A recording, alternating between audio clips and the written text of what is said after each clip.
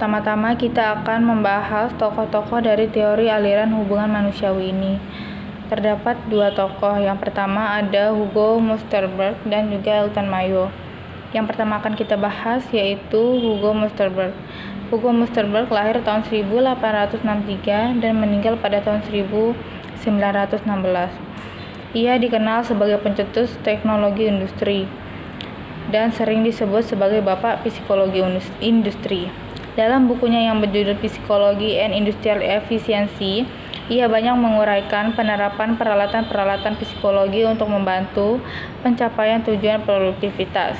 Hugo Münsterberg mengungkapkan bahwa untuk mencapai peningkatan produktivitas dapat dilakukan dengan melalui 3 cara, yaitu yang pertama ada penemuan best possible person, yang kedua ada penciptaan best possible work, dan yang ketiga ada penggunaan best possible effect untuk memotivasi karyawan. Selanjutnya yang kedua ada Elton Mayo. Elton Mayo lahir tahun 1880 dan meninggal pada tahun 1949.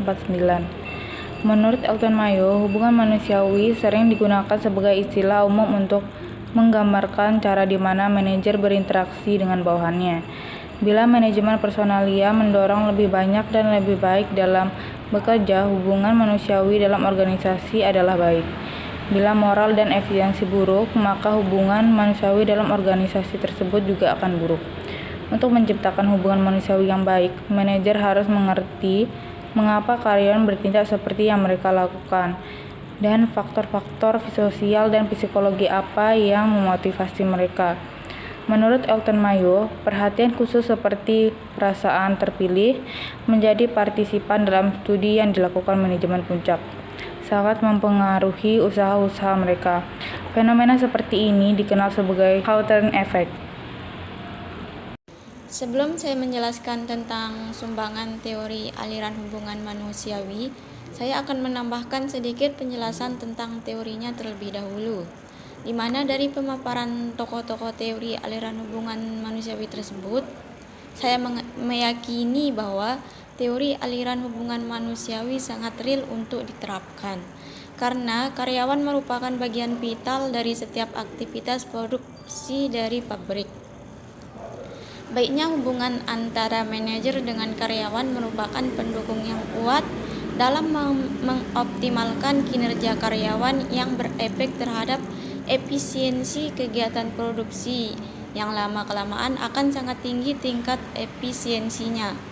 Para ilmuwan pun menjadi terilhami akibat adanya aliran ini. Mereka menjadi tergugah untuk membahas lebih lanjut mengenai motivasi manusia. Nah, selanjutnya saya akan membahas tentang sumbangan aliran hubungan manusiawi. Aliran hubungan manusiawi menyadarkan pentingnya kebutuhan sosial.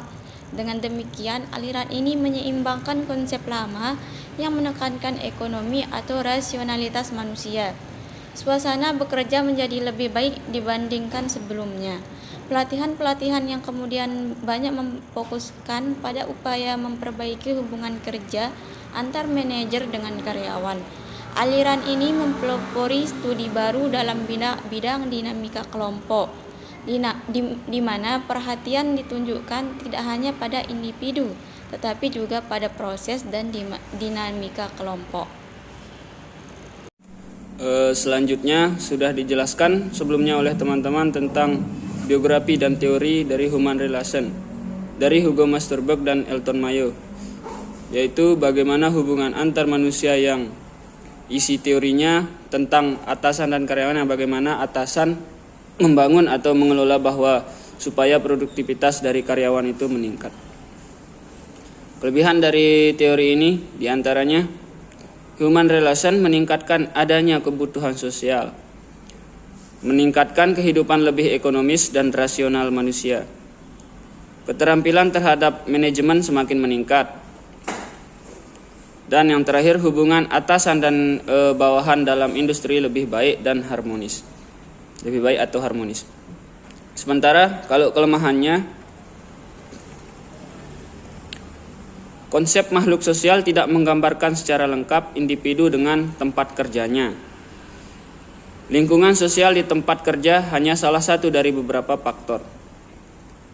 Yang terakhir, teori ini melihat bagaimana emosi dari individu untuk menyesuaikan cara mengaturnya di dalam human relation. Sedangkan emosi tidak nampak melainkan dirasakan, dan itu pun sulit ditebak. Artinya tidak akurat dalam mengoptimalkan produktivitas dari karyawan itu sendiri.